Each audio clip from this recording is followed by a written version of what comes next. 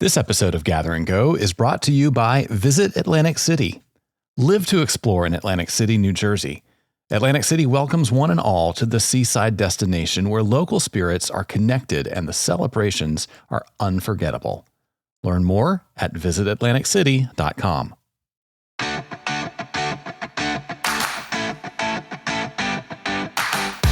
Well, hey there, everybody.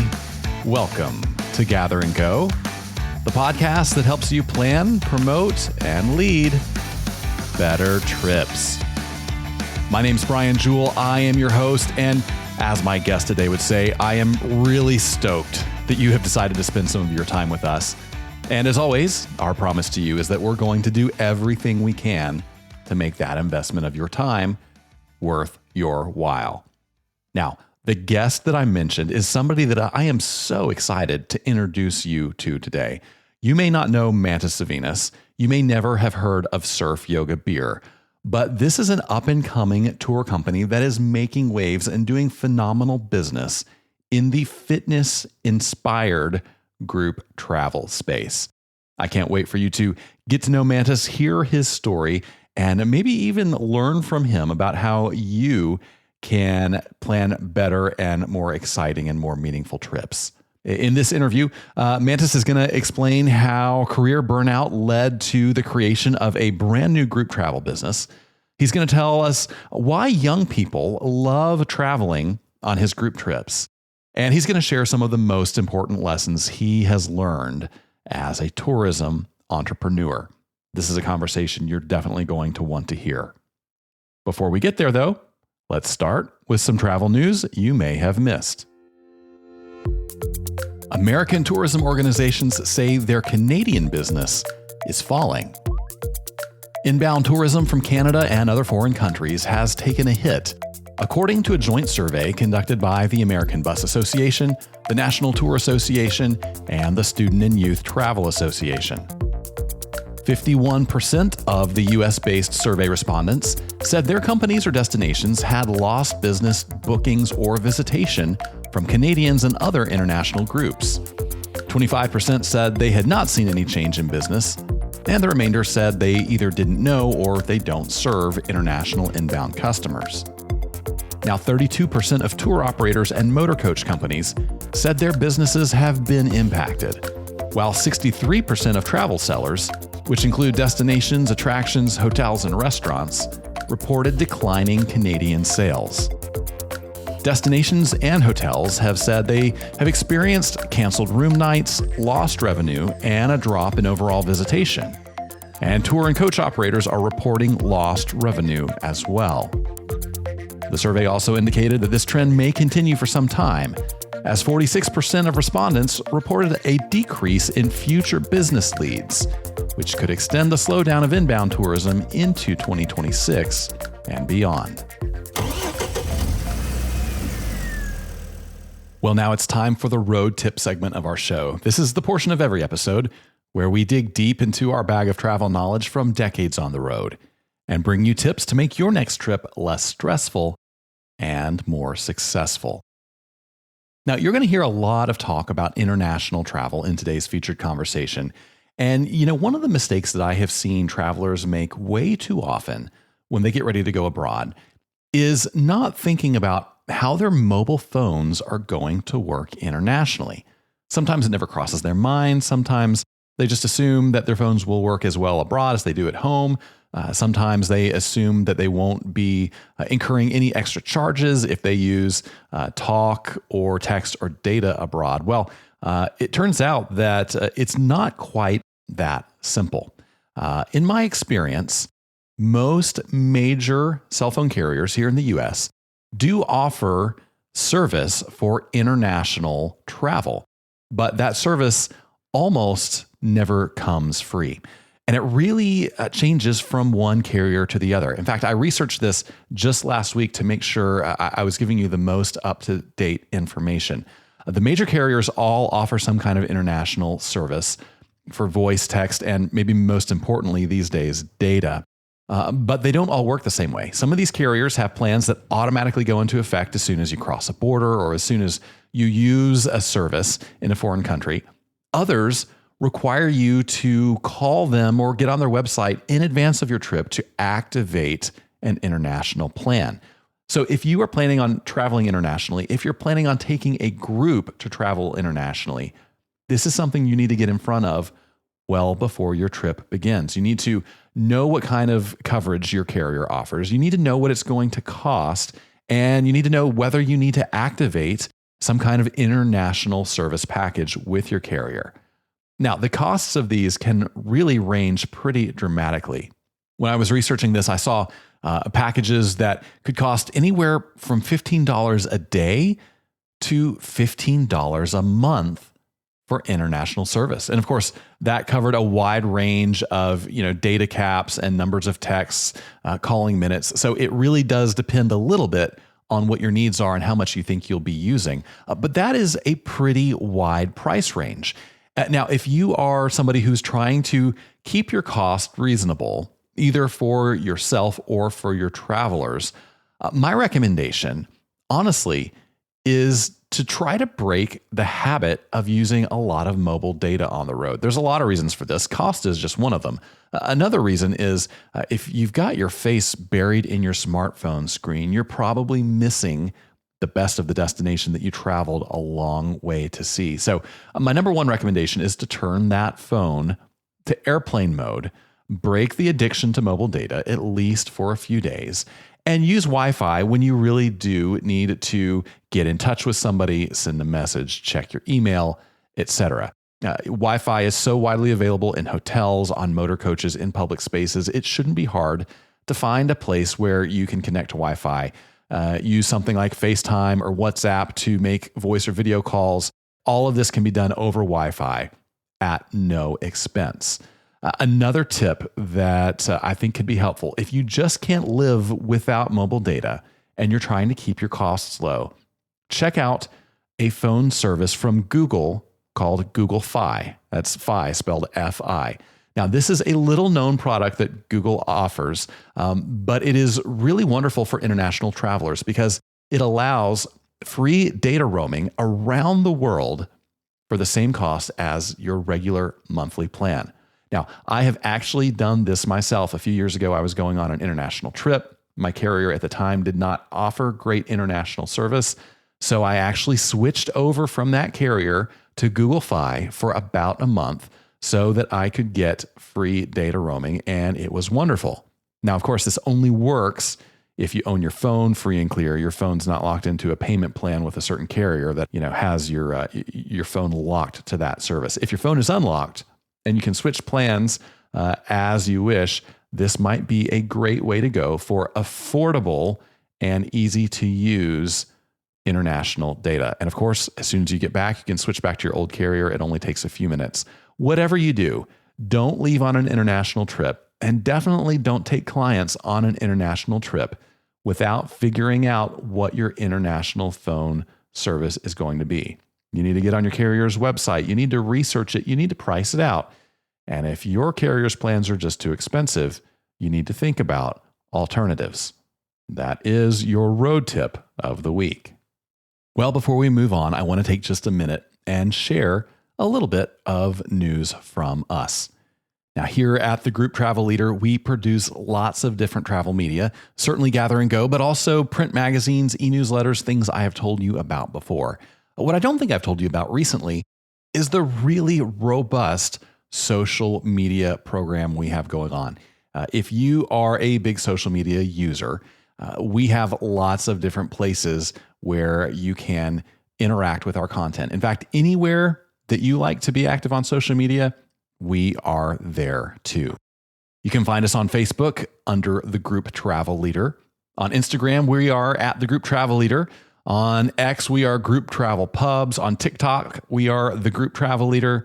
You can find us on LinkedIn at the Group Travel Leader Inc. and on Pinterest, for those of you who still use Pinterest, and apparently there's a lot of you.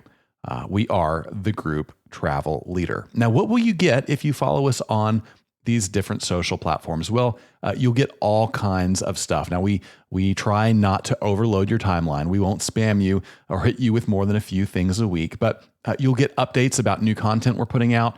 You might get some fun clips from podcast interviews in video form. You get sneak peeks at our magazine covers before they hit mailboxes. We put together some really fun photos, slideshows, and videos from fam trips we go on, conferences we attend. If you are active in the group travel space and active on social media, you're going to want to follow us. So on just about any platform you're on, look for the Group Travel Leader or the Group Travel Leader Inc. I'm also going to link to all of our profiles in the show notes. So we encourage you to follow along there and get involved, be part of the conversation. We really love hearing from you, and we can't wait to connect with you on our social channels. Now, it's just about time for us to get into our featured conversation with Mantas Zvinas. Before we do that, let me remind you that I'm going to be making notes of some of the most important things that Mantas has to say, and those are going to be available in the show notes for this episode. You can find those show notes on our website at thegrouptravelleader.com, or simply look at the text below the audio player wherever you are listening to this podcast. I'm also going to come back at the end of the interview and hit some of the highlights of what we talked about, just to make sure you don't miss some of those important things. And let me encourage you to stick around to the end of that wrap up, because after that, I want to ask a question about something going on in current events right now. We're going to ask, could a big tech breakup impact your travel business? Now, the answer is going to be today's hot minute. You won't want to miss that. We'll be right back with Mantas Zvinas. Atlantic City is ready to celebrate life's greatest moments with thrilling year-round events and attractions. With 24-hour gaming at 9 casino resorts and stellar entertainment throughout, Atlantic City is sure to provide iconic celebrations. Historic, wooden, and more than 5 miles long, the Atlantic City Boardwalk attracts visitors from all around the world as they create their own waterfront memories. You can stroll the wooden way by foot, on a bicycle, or via the legendary rolling chair. Bask in the glowing sun, take a dip in the Atlantic Ocean, or stroll along the white sandy beaches to find the perfect seashell. At the famous and free beaches of Atlantic City, adventure is on the horizon.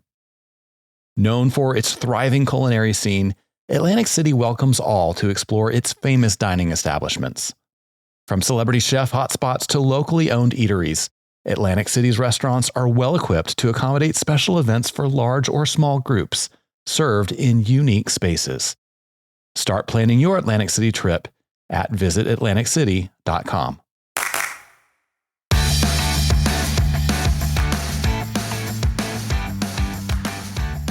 All right, everybody. My guest today is a travel entrepreneur who made his way into tourism through the fitness industry. After years of teaching surfing, kayaking, and snorkeling, he spent a decade building a following as a SoulCycle instructor in New York City. In 2014, he launched SurfYogaBeer, a social travel company that takes customers on fitness-inspired trips to some of the world's most spectacular places. Mantas Zvinas, welcome to the podcast. Hi, Brian. Thanks for having me. Stoked to be here.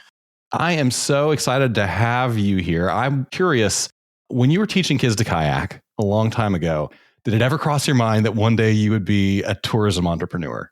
No, I don't think anyone who's teaching kids how to kayak thinks about that. But, like they say in the business, right? Like all the little things that you do, they lead you down a path. And it just made the most sense because this was something I love to do and I was good at it. Yeah. So tell us about, you spent so long in, outdoors instruction, fitness, that sort of thing. Tell us about the aha moment when you said, wait a minute, I think I can turn whatever this is into a travel company. Well, actually, after our first trip, the first trip was meant to be like a business, no entrepreneurial background. I never went to business school or anything like that. This was more of a trip that I think I needed and it didn't exist. And I created it and invited some friends and invited some people from SoulCycle where I was teaching. Quickly found out it was in high demand. Like everyone loved the idea, loved the trip, and quickly said you should do another one. And in New York City, I always tell people they should live in New York because you have so many connections and everyone.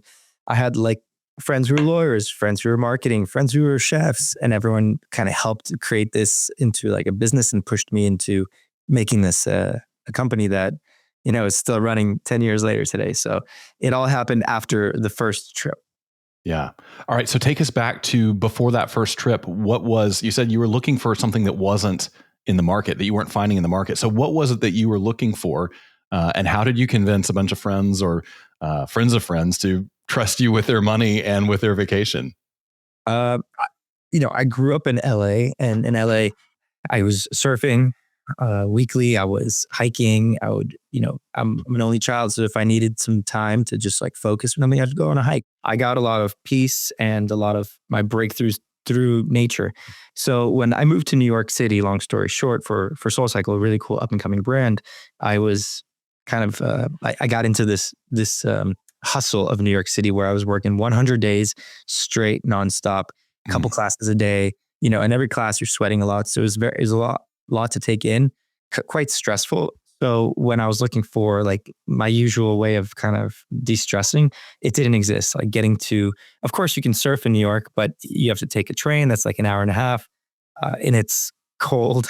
Yeah. And the conditions are never that good. Hiking is also like a mission. I tried it a few times in New York. It's just very hard to do. Like a friend of mine actually has a great term.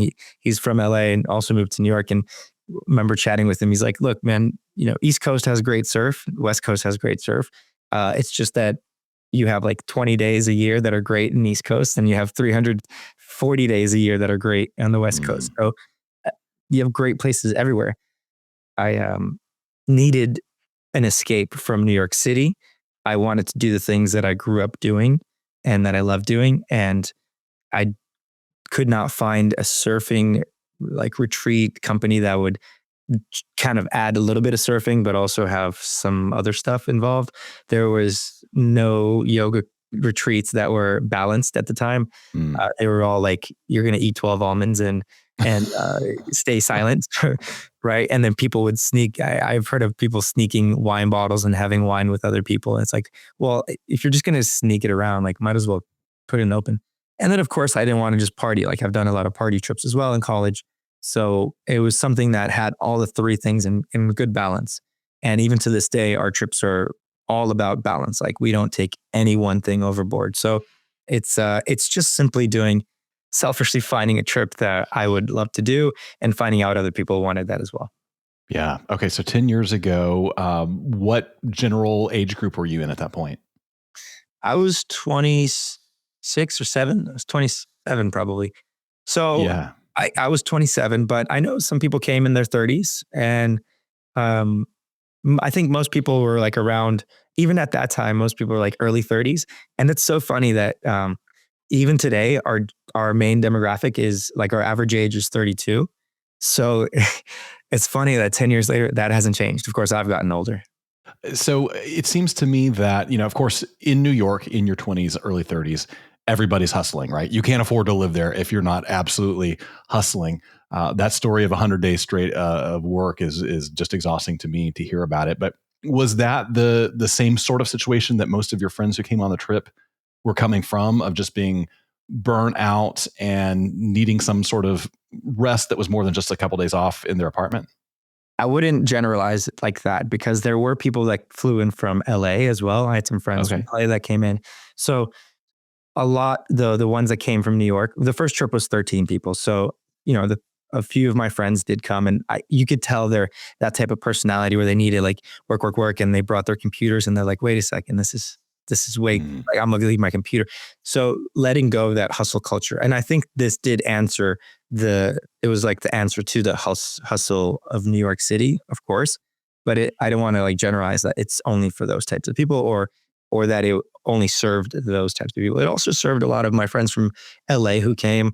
There's 3 of them. I knew, 2 of them, and one of them brought a friend, and they were just like, they kind of like loved the same style of things, or they couldn't really get their hands on doing these things in LA, because LA has its own issues. So, and it brought a lot of different types of people and with different backgrounds, and not necessarily just like the hustle, but it did help those who did come from the hustle. Yeah. So where did you guys go on that first trip? Costa Rica. Ah, beautiful. So you take 13 friends to Costa Rica. You have an amazing time. You come back and they start saying, hey, let's do more trips. Walk us quickly through the road from, okay, maybe I can do more trips to like, I'm going to start a company. I'm going to get a business license. I'm going to figure out like liability insurance, all the things you had to do to actually launch a tour company and make it successful. It's like a funny way that life works, right? Like sometimes you don't know I didn't know anything about business development, what an LLC was. It was all new to me. So after the trip, there's a lot of enthusiasm behind it and people are buzzing. And this still happens now. And I'm sure a lot of other tour operators can relate. You come back from travel with a buzz of new ideas, of this energy. And so what we had this type of energy and group mentality, and everyone was like, this is so cool. You should do this. You should do that. You should spread the word. And the good thing about like having people from New York come, and it's, my demographic from SoulCycle, it's an expensive workout. It's a boutique fitness. So those who could afford $40 a class are generally like lawyers or people who earn a good amount of money, who have a good background, who can kind of assist in these things. So one of our friends was a lawyer and he was like, dude, yeah, of course you should make this an LLC. You should do this as a business. Let me help you. It's not a problem. Let me do it for you. So he helped me create that LLC behind it. Another friend was a chef and he had a restaurant in New York and he's like, back in the day, we used to have a food element to it where we brought our own chef for the first like 7 years. Wow. So he really helped develop the marketing behind it as well. So, he's a chef, but he's also into marketing. So he helped create our first logo, our graphics, our brand guide. Then we, other people, we talked about marketing and like how Instagram and everything like that. Another person was a photographer. So he brought a lot of great content to help promote the following trip, and everything kind of falls in place. So it just who you surround yourself with or who comes on your trips and the enthusiasm, if it's there, use it, right? Like you can't save it for next year. Like the enthusiasm doesn't exist later. So if you have it happening and it's buzzing around you, you got to use it. Otherwise it'll fade away. So, all right, take us to today. How many trips are you doing each year? This year we have, I think, 38 trips. Wow. We might launch 3 more.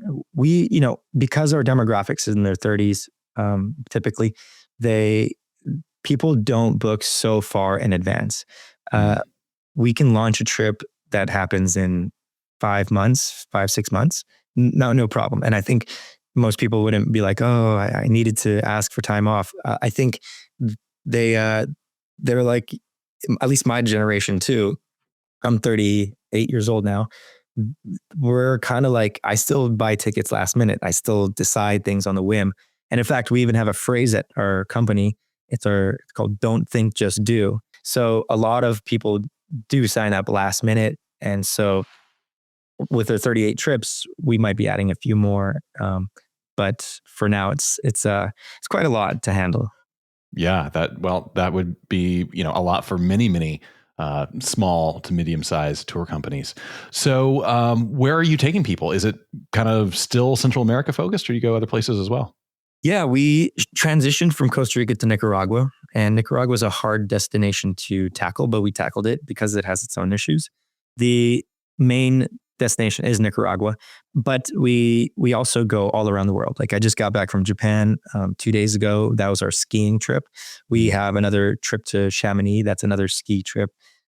Then, on our website, there's all the destinations, but our most popular ones are like Italy, Iceland's very popular, and those they have a theme behind it. So some trips are surfing. Our company name is SurfYogaBeer, and most people think, I'm going to surf and do yoga and do beer. While in the beginning we were doing that, now we branched off into it just means adrenaline. So anything that gets you kind of worked up, that gets you living life, like feeling it, whether that's trail running or sailing, or biking or something like that. We always have that element on our trips.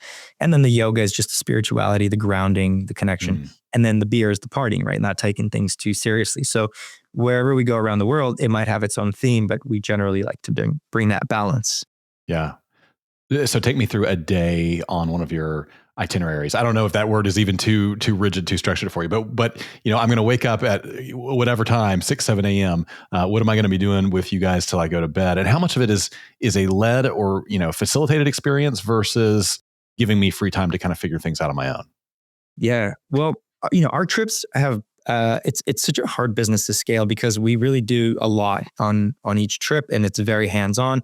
And we bring our leaders, and we have an academy that we train our leaders in, and they're fitness trainers, they're yoga teachers, they're photographers, they're content creators, and then they're coordinators. They coordinate the whole day. So for instance, when we wake up, we usually start the day with movement. And that means whether it's a yoga class or breath work even, or a big workout that we'll do, or a run on the beach or something like that. It just needs to have movement, followed by breakfast as a group. And then we coordinate our activity for the day, whatever it is, whether it's we get on the bus to go to this crazy mountain, or we all walk down to the beach, do our surf lessons, or we play volleyball, and then we, whatever it is. Then at the end of the day, we all come together, whether it's another grounding, like whether sunset yoga or some sort of games that we set up, all about bringing people together. We've kind of started to shift in the last couple of years, really focusing on bringing people together, bringing like connection. What we've noticed, and I've noticed this too, is there's this kind of like loneliness thing happening in New York where it's not as easy to make close friends. And I mean, LA is even worse. If everyone's in a car, and it's just the reliability of making a friend is impossible. So what we focus on these trips is that camaraderie, and you create that through like going through something difficult, whether that's like I said, surfing or a workout, but we also play different games towards the end of the day as well that kind of bring people together. So you're constantly like coordinating the whole day, keeping everyone wrangled together. And then you have a big group meal. So big breakfast, and then big dinner to kind of top the night off. And that's where we have like our happy hour theme parties. And by the end of the day, even by day one, you're so connected with everybody that like now you're having a beer, you're sharing your deepest secrets with the person you just met 24 hours ago. And the coworker that you've known for 20 years doesn't know anything about you. So it's just building that into one day. And we do that every single day. So scaling is impossible. So when I said 38 trips and it's extremely difficult to do that, it's because we curate everything. We curate everything. We coordinate everything ourselves. And we fly in leaders from New York, from Chicago, from Miami, all over the world. So these, what do you call them? Trip leaders or facilitators, or what's the term? Leaders. You're investing a lot in training these people. What is your approach to training them? I'm assuming it's not just the typical tour guide training that other people get. Is it fitness training? Is it facilitating interpersonal connections? Is there something else I'm not even thinking of? Yeah, it's a full everything from right. The coordination is the most important. Then you have how you handle like situations, how you bring together people, how you are presented, like when you're obviously the first to wake up and last to go to sleep. And then the whole thing of drinking, right? Like, or enjoying or socializing at night. It's kind of like it's a tippy toe situation, but it's so much that like you can't, I couldn't like, you'd have to sit. What we do is we bring people on to our Nicaragua trips. Especially we have one it's called the Academy, and people could sign up to get their yoga teacher training with us. But the second half is our leadership training. So we bring those who are going to be leaders with us, and we kind of walk them through like, okay, here's how you facilitate like an orientation. Here's how you do a icebreaker that's like not lame, but like a really cool one. Here's how you do this workout. So yes, they need to know how to teach you. Not all of them are yoga teachers, but they could at least lead like a stretch class. And all of them do know how to lead a fitness class. All of them could coordinate. All of them are social butterflies and can make friends with everyone, help connect people, help like mitigate problems. So it's a lot to be a leader. And we do invest a lot of our money, capital, and our time into our leaders. And I think that's because that's the biggest differentiator for our business between anyone else. Yeah, absolutely. I think of that person, if they've got to be the last to go to bed, but they also have to be socializing. They want to be able to have fun with the group. Have a drink or two with the group, but they absolutely always have to have their faculties about them in case an emergency comes up. Right? I mean, there is really no downtime when you're that leader. Oh yeah. So, have you sort of figured out what the ideal group size is for the experience you want each person to have? It seems like if there's not enough people, you don't have that critical mass and that community building. If there's too many people, folks get lost. So, what's the golden number for you? For us, it depends on which trip. But I think generally most people enjoy a group size number that's between 16 to like 22. That's probably generally, like, I'm sure other tour guides also find that number to be the most comfortable when you have like a 6-day trip. The longer the trip, the bigger the group could be. I think because you get to know more people on a deeper level. We do have trips that are 85 people. We have trips that are, 8 people, 9, 10 people. So it's all ranges. But I think, yes, the group size does matter, but not as much as people might assume it does. Like there's pros and cons to both. The bigger the trip, the more chance you're going to meet somebody really that you can relate with. The smaller the trip, the better chance you're really going to get to know people on a deeper level. So it's pros and cons to both. Yeah, absolutely. Do you have a sense how your customers are finding you now? Because with 38 trips, it's certainly more than just your friends, right? So where are these people looking for travel inspiration? How do they encounter your brand along the way? It's funny. The first couple of years, even I think like first six years, everybody knew who I was because I would just talk about it in class and they would come and sign up. And even though I wasn't on the trips, they would still come because they knew me and go to a different trip. Then we started having like 50-50 now. And this is a great thing. Most people don't know who I am on these trips. It shows a testament to how obviously people find us, the company. So marketing through Instagram, through TikTok, through YouTube is a big factor for us. Google is a big factor for us. And then I think, besides organic socials, it's paid media. And that's it's a formula that you can kind of start to rely on, right? Because even organic, like you hit or miss, but at least with marketing, you kind of, for the most part, can hold a sustained amount of traffic to your website, amount of eyeballs. We have a pretty good CRM system that we've built over the years. So we've learned and we've created really good systems on the back end that kind of help us run this amount of trips with a very small squad. Our corporate team's pretty small. There's like 4 or 5 of us that are really grinding. So it's a tight ship, and we're still here, and I'm still grinding. Yeah, that's how it goes. So there are a lot of people that I have met over the past couple of years who are, I don't want to call them influencers because that word has become so degraded, but they have a following in some field. Maybe they are into fitness like you. Maybe they, have a great food blog that people follow. All sorts of different things. And many of them are starting to, sort of discover what you discovered. Like, hey, I might be able to get people to go on a trip. And they do that once or twice. And some of them say, oh, this could be a revenue generator. Can you give them some of those lessons that you learned? What are some of the real key takeaways that somebody should think about if they want to take that platform they already have and use it to generate revenue through travel?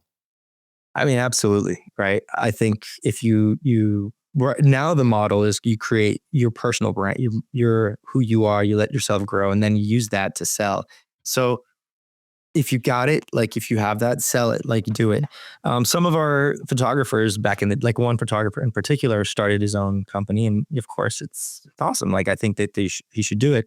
His partner is, has like 5 million followers on TikTok and like almost 1 million on Instagram. So they're for sure like doing really well because they're using their platforms. Sometimes like my wife is an influencer as well. It's it's hard to just kind of generate your own revenue through sponsorships or influencer gigs. So you, essentially, like a lot of these guys who have their own following start to sell their own product or their own brand. And I think that's where your biggest margins are when you sell your own rather than work for pay. So my advice would be use it, right? But don't, if you can build a system that doesn't depend on it. Like an example is Emma Chamberlain. She created this coffee company and I think hit it out the ballpark, like big evaluation, raised a lot of money, but it depends on her, right? Like, and she's not there. And with her following, she's not pushing it. Like you see numbers drop real quick. So you kind of want that to use that, but you have to be careful that like, if you stop, for instance, like your business doesn't continue without you.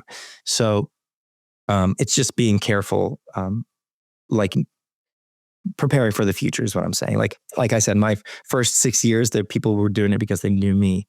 And then we kind of got off of that and it's almost like a burden off my shoulders. And I would really recommend that to anybody who's really just using their platform and their personal brand to push a business. Yeah. So you go to the SurfYogaBeer website today. I don't think your photo is on the homepage, right? I mean, it's not the Mantas show. You're really highlighting the experience overall.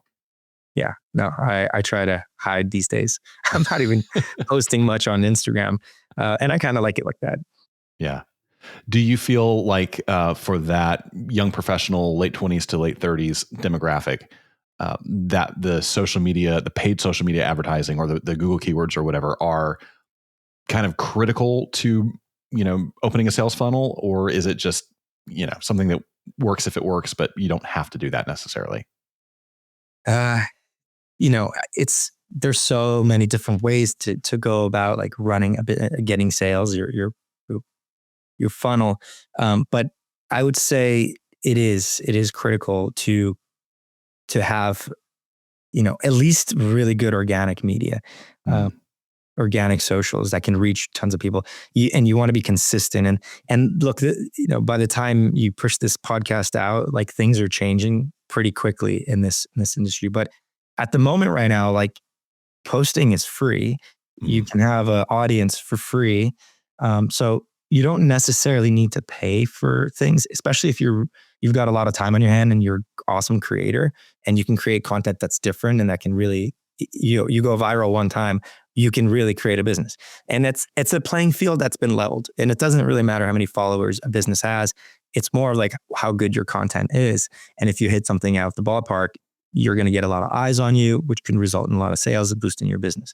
So paid media, not necessarily you need it, but to mitigate, like to make sure that like, just in case your organic doesn't do well, at least you're paying for eyes that are going to be on your site.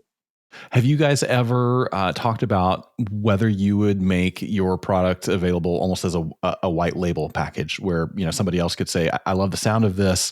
I would like to bring my own customers and have you guys run the program for us. Is that available or is that outside your scope? We've toyed with that and thought about that. There are pros and cons for us doing this, of course. And I think we're open to kind of trying it, but we're not putting too much time into.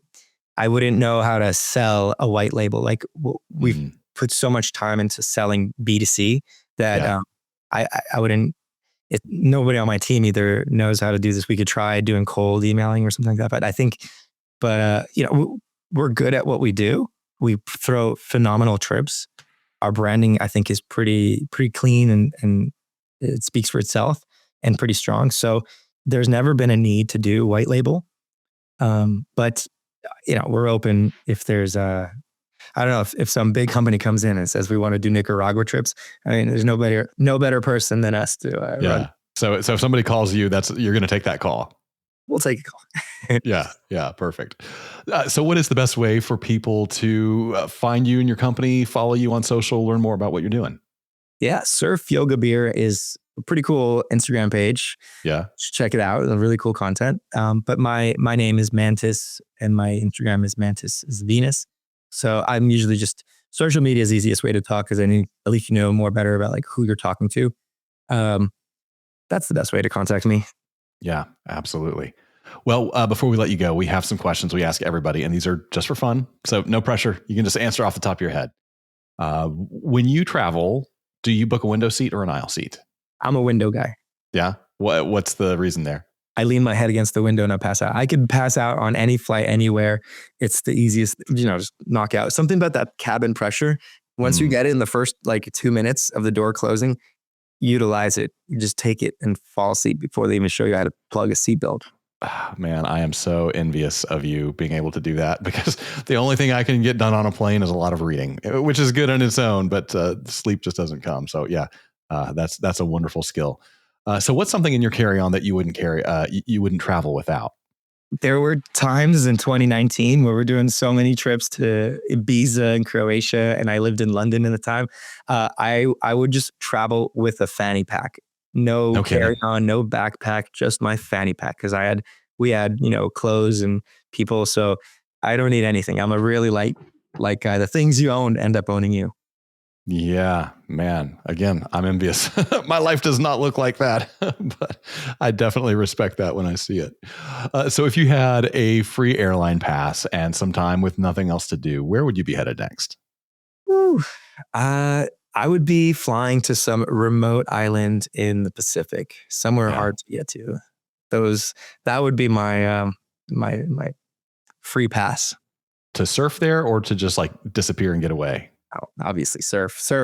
I want to be the only one on the island with really good surf, something to do all day, and then just go fishing, catch my own fish. Very simple guy. Yeah, that sounds great. So the last question is, what is one thing you have seen or done on the road that you wish you could go back and experience again with somebody you love? I had this road trip when I was young, maybe 19. We had an old school map. This is before the iPhone. And we were driving the 101 north to visit a friend in San Jose, like a last minute trip, like a don't think, just do, before our company even started. And it flew out the window. And oh my gosh. I just remember looking behind, and it was kind of like a smaller highway. We were off the highway, and a big semi truck just ran it over. So my friends and I were like, this is perfect. We're going to go and just ask for directions. And that's the only way we're going to find our way. And that couple days of just driving, we drove the 101 and PCH all the way up towards San Jose, which is near San Francisco. That was one of the coolest road trips. And it's not necessarily because of the place. It's because we had to ask people for directions, or, to find the place to eat, or when's the gas station, or place to stay. And it's the coolest way to travel. Yeah. Every now and then it would be nice to be able to switch off the digital world we live in and have some of that old school analog travel experience, for sure. Getting lost is an art, and it doesn't exist anymore. Yeah. Well, hey, Mantas, it's been wonderful having you on the show. Thanks so much for joining us today. Thank you, Ryan.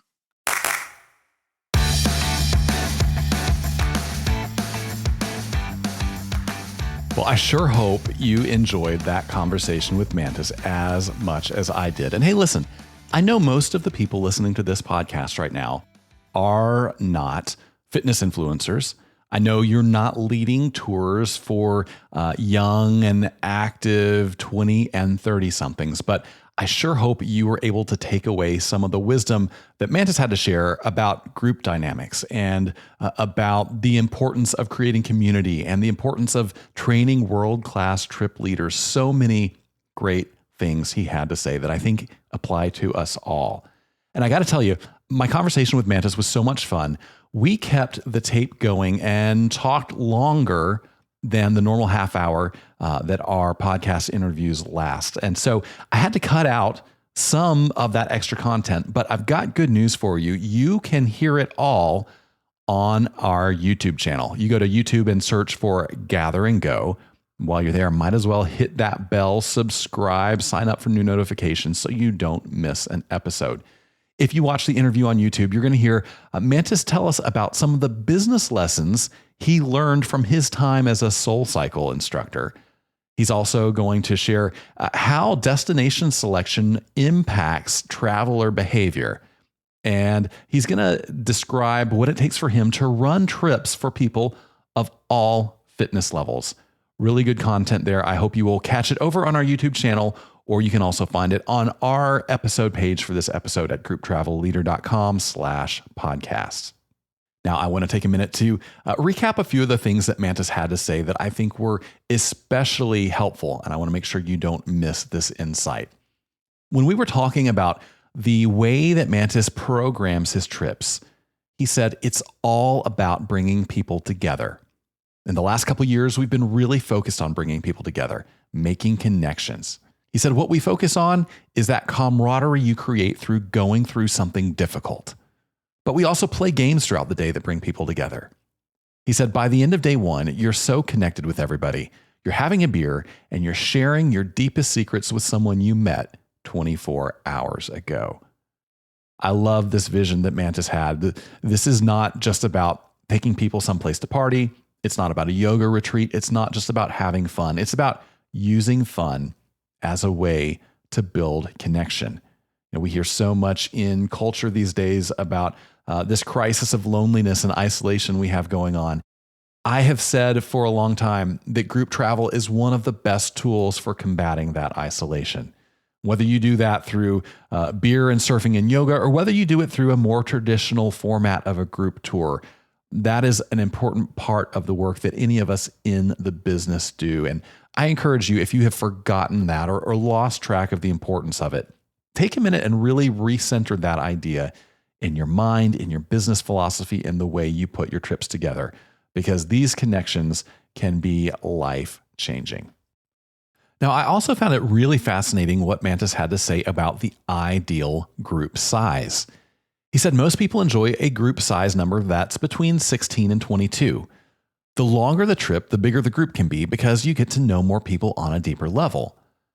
He went on to say, group size does matter, but not as much as people might assume it does. The bigger the trip, the more chance you're going to meet someone you can really relate with. The smaller the trip, the better the chance you're going to really connect with people on a deeper level. Now, again, I love it that Mantas views this topic through the lens of creating connections and building relationships. If we're honest, in the traditional group tour space, we love big groups because big groups mean lower prices and more profitability. But what if lower prices and more profitability and bigger groups are not the most important aspect of what you do? What if the real important aspect is connection? And what if connections happen best, as Mantas has found, in that smaller group of 16 to 22? Maybe that's a reason to change the way you think about group size. But I also love this insight that size doesn't matter quite as much as you think, because on a bigger trip, there's more chances to meet people. And on a smaller trip, there's more chances to dig in deep. What I would encourage you to do is, regardless of your group size, figure out what your size allows you to do well and lean in. If you're traveling with big groups, then make sure you're creating opportunities for people to mix and mingle and really get to know everyone in the group. If you're traveling with small groups, make sure you're leaning in and creating environments where those small groups can encounter each other and build deep relationship. And finally, when I asked Mantas about tips he has for new travel entrepreneurs, he said, your biggest margins are when you can sell your own brand. So my advice would be to use your brand, but build a system that doesn't depend on it. You have to be careful that if you stop, your business doesn't continue without you. I think this is something that a lot of group travel leaders and tour company owners can relate to. When you start your group travel endeavors, well, it's really about people's connection to you. They come on the trip because they know you, they trust you, they want to travel with you. And Mantas is right. This is a great way to get a brand off the ground, but it is not a great way to create a long-term sustainable company.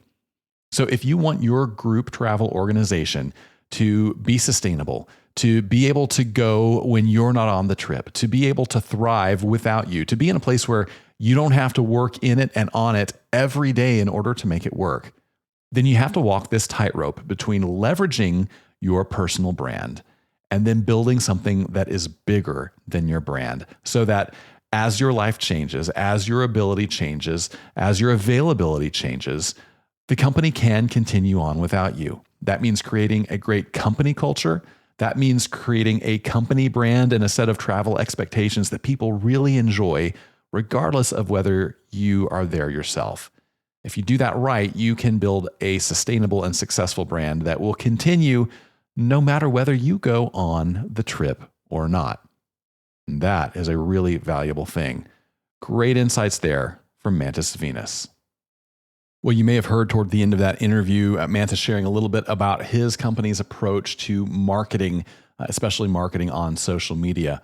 Now, Mantas and I talked late this winter, and in the months since the interview and today, there has been a lot going on regarding social media and big tech in general. If you've been following the news, you may have seen that the government has brought antitrust cases against Meta and Google, and some of the leaders of those companies are on the hot seat in Washington. Of course, there's ongoing drama about TikTok and whether it will continue to exist at all, whether it will be purchased, divest from China. Tons and tons of stuff going on surrounding big tech right now.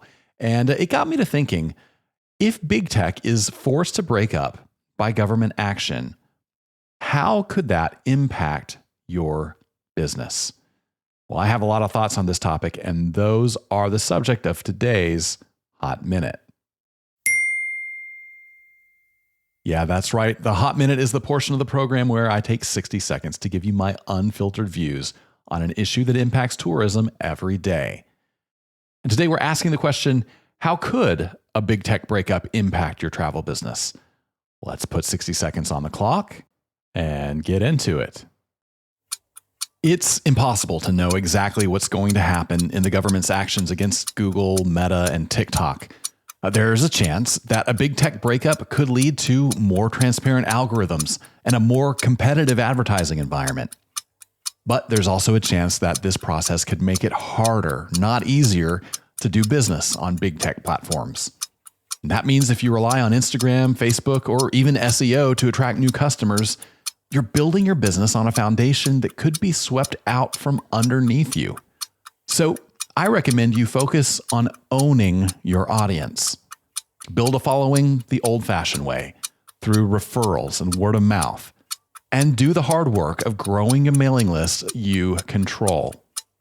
Now, this may not be as quick as going viral or buying up an audience online, but it's much more sustainable and will keep working for you no matter what happens between big tech and Uncle Sam. That is the Hot Minute. That's how I see things anyway. Of course, as always, you're welcome to disagree with me, and we can still be friends. And hey, agree, disagree, we would love to hear from you. You can send your thoughts, comments, questions, or what you would do if you were in charge of big tech to podcast@grouptravelleader.com. I read every email that comes into that address. I love hearing from you. And hey, you never know. Your thoughts or ideas might just be the topic of the next Hot Minute. And hey, while you're in the mood to give us some feedback, would you do me a big favor? Would you go to your favorite podcast playing app? And if you haven't already, subscribe to Gather and Go while you're there. And if you could give us a rating and leave us a review, that would be a big help. I'm so thankful to every one of you who has done that so far. My thanks as well to Mantas Zvinas for joining us today. On the next episode, I am going to bring you a conversation with Lorna Holland of Veltre Tours. She's going to tell us about the path she walked from being a tour guide to owning her own tour company. That's a really cool story. You're not going to want to miss that. Till then, though, remember this. At the end of the day, we're all on this trip together, so let's make it a good one. See you next time on Gather and Go. Gather and Go is hosted and executive produced by me, Brian Jewell. Our publisher is Mac Lacey. Danya Simmons is our creative director. Ashley Ricks is our circulation manager and graphic designer. Our sales team is Kyle Anderson and Talisa Reck. To advertise on the podcast, call Talisa at 859-253-0455. Gather and Go is a production of the Group Travel Leader. For more information about our magazines, podcasts, and events, visit us online at grouptravelleader.com. This episode was sponsored by Visit Atlantic City. This vibrant city awaits your arrival, and the knowledgeable staff is on hand to assist you with everything you need to make your group visit a success. Learn more at visitatlanticitycity.com.